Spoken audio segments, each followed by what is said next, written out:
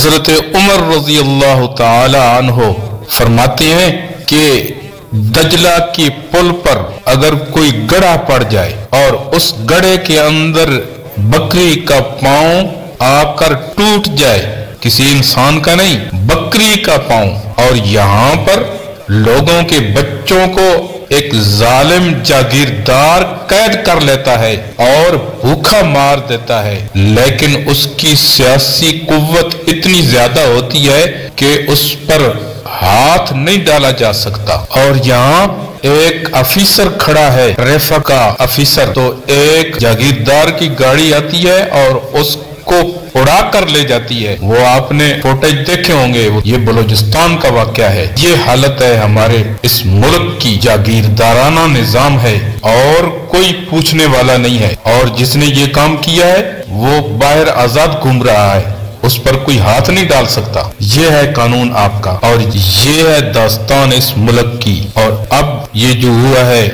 بارکھان کے اندر، جو ایک عورت کو اور اس کے بچوں کو قتل کر دیا گیا ہے، اور اس کے باقی بچے ابھی جیل کے اندر ہیں یا ان کو بھی قتل کر دیا گیا ہے، اس کا کوئی علم نہیں ہے اور نہ ہی کسی کی جرت ہے کہ ان کو پوچھ سکے۔ جب ظلم ہوتے ہیں، جب لوگ بھوک سے مرتے ہیں، جب لوگوں کی عصمت کو تار تار کیا جاتا ہے، ان کی بچیوں کو جنسی تشدد کیا جاتا ہے، دجلہ کے پل پر گڑھا پڑ جائے اور بکری کا پاؤں اس کے اندر آ کر ٹوٹ جائے، تو کل قیامت کے دن اس کے بارے میں بھی عمر فاروق سے پوچھا جائے گا۔ اور یہاں پر کتنے بچے کھلے گٹروں کے اندر گر کر مر جاتے ہیں، کیا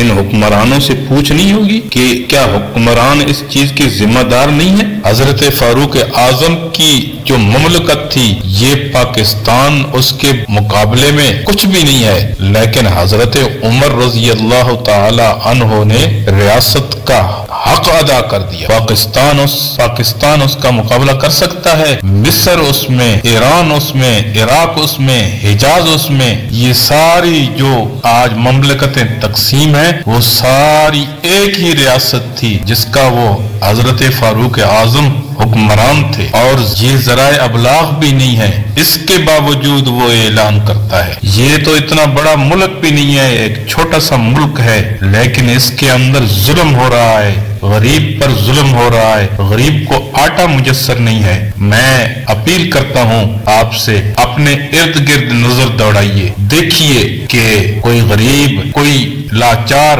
کوئی اپنے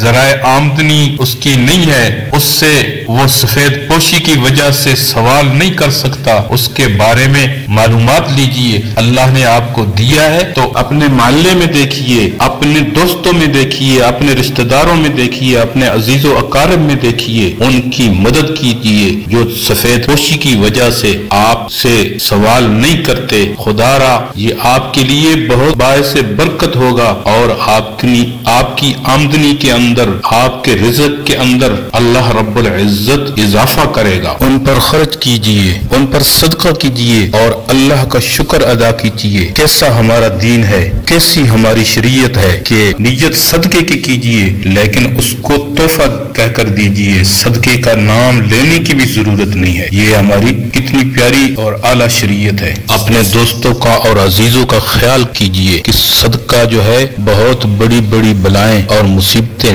ٹال دیتا ہے۔ ان الصدقۃ